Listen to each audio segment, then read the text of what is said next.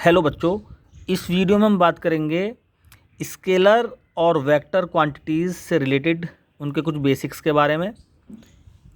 सबसे पहले बात करेंगे स्केलर क्वांटिटीज़ की। स्केलर क्वांटिटीज़ वो क्वांटिटीज़ होती हैं जिनमें केवल मैग्नीट्यूड होता है, उसमें डायरेक्शन नहीं होती। जैसे सबसे पहले लेंथ और मास, ये कुछ बेसिक फंडामेंटल हैं क्वांटिटीज़ जो स्केलर क्वांटिटी हैं। मास, डेंसिटी,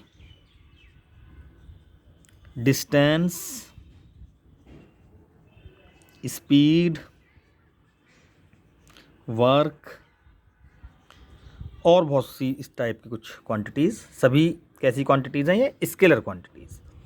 दूसरे नंबर पर होती है वेक्टर क्वांटिटीज़। वेक्टर क्वांटिटीज़ वो क्वांटिटीज़ होती हैं जिनमें मैग्नीट्यूड के साथ साथ डायरेक्शन भी होती है।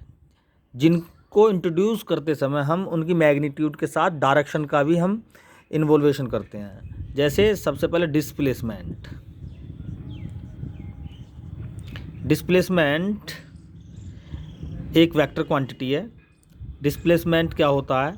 कोई पॉइंट है, एक पॉइंट ए है और दूसरा बी, ठीक है?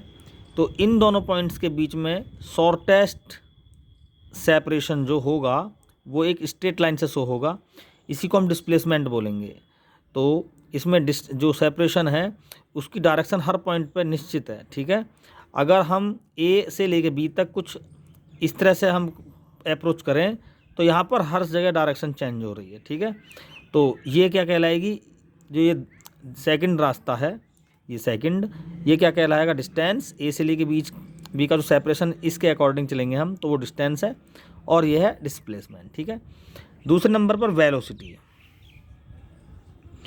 वेलोसिटी, फोर्स, ठीक है, मोमेंटम, इम्पल्सन, ये सभी कैसी क्वांटिटीज़ हैं? वेक्टर क्वांटिटीज़ हैं। और इलेक्ट्रिक फील्ड, मैग्नेटिक फील्ड, तो इस तरह से इनका कुछ डिनोटेशन कुछ डिफरेंट होता है। जैसे फोर्स है तो फोर्स को हम एफ से डिनोट करते हैं और इसके ऊपर एक एरो लगाते हैं, ठीक है? तो ये वेक्टर क्वांटिटी को इस तरह से लिखते हैं। वेक्टर क्वांटिटीज़ का जो वेक्टर है ये इसकी लेंथ, इसकी मैग्नीट्यूड को शो करती है, और ये इसके आगे जो एरो साइन लगा हुआ है, ये इसका हेड, इसकी डायरेक्शन को शो करता है, ठीक? जैसे फोर्स, किसी बॉडी पर फोर्स लगाया हुआ, 4 न्यूटन फोर्स लगा दिया हमने किसी बॉडी पे, तो हम उसको वेक्टर से कैसे डिनोट करेंगे? हम 4 सेंटीमीटर का एक लाइन सेगमेंट ड्रॉ करेंगे जिसमें हम मान लेंगे कि भाई 1 सेंटीमीटर 1 न्यूटन के बराबर मान लेंगे उसको हम।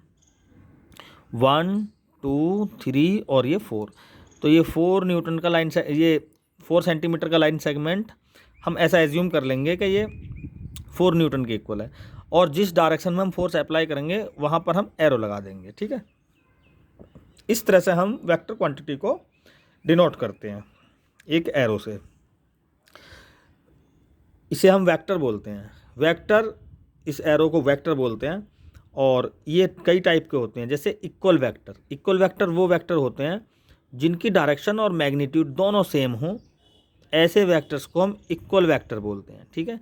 जैसे वेक्टर ए और यह वेक्टर बी, दोनों की मैग्नीट्यूड और डायरेक्शन सेम है तो इनको हम बोलेंगे इक्वल वेक्टर, ठीक?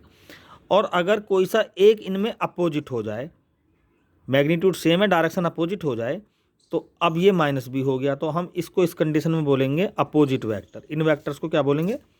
Opposite vector. थर्ड नंबर पे इसी तरह से यूनिट वेक्टर आता है। यूनिट वेक्टर वो वेक्टर होता है जिसकी मैग्नीट्यूड 1 होती है।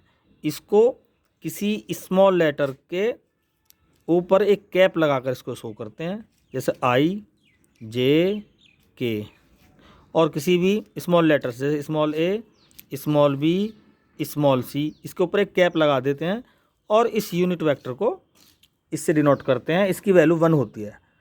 Next zero vector. Zero vector वो होता है जिसकी वैल्यू 0 होती है। एग्जाम्पल के लिए, जैसे कोई ऑब्जेक्ट किसी सर्कुलर पाथ पर मूव कर रहा है तो उस पर सेंटर की तरफ एक एक्सेलेरेशन काम करता है जिसे हम सेंट्रीपिटल एक्सेलेरेशन बोलते हैं।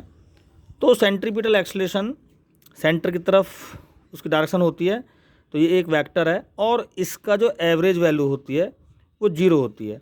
यानी सेंट्रीपिटल एक्सेलेरेशन जो क्वांटिटी है ये एक जीरो वेक्टर का एग्जाम्पल होता है। ठीक, next vector orthogonal unit vector. Orthogonal unit vector वो वेक्टर होते हैं जो आपस में परपेंडिकुलर होते हैं। अगर यूनिट वर्ड लगा दिया हमने तो वो वेक्टर जिनकी मैग्नीट्यूड 1 हो और आपस में परपेंडिकुलर हो तो उन्हें कहते हैं orthogonal unit vectors. Orthogonal unit vector अगर हम जनरल लाइफ में देखें तो अगर जब किसी वायर में इलेक्ट्रिसिटी कैरी होती है तो वहाँ पर एक इलेक्ट्रिक फील्ड होता है, दूसरा मैग्नेटिक फील्ड। ठीक है, दो वेक्टर क्वांटिटी एक दूसरे के ऊपर परपेंडिकुलर होती हैं, दोनों आपस में एक दूसरे क्या है, ये ऑर्थोगोनल वेक्टर हैं। और तीसरी इसमें इसके प्रोपोगेशन की डायरेक्शन हो सकती है। ठीक है, इसको एस से डिनोट करते हैं।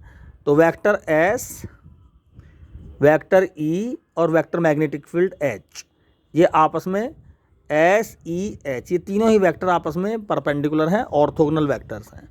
ठीक है, तो जो वेक्टर आपस में परपेंडिकुलर हैं, दो या दो से ज़्यादा, उनको बोलते हैं हम ऑर्थोगोनल यूनिट वेक्टर। तो ये था स्केलर और वेक्टर क्वांटिटी के बेसिक से रिलेटेड एक वीडियो। हम आशा करते हैं कि ये आपको समझ में आ गया होगा। Thank you.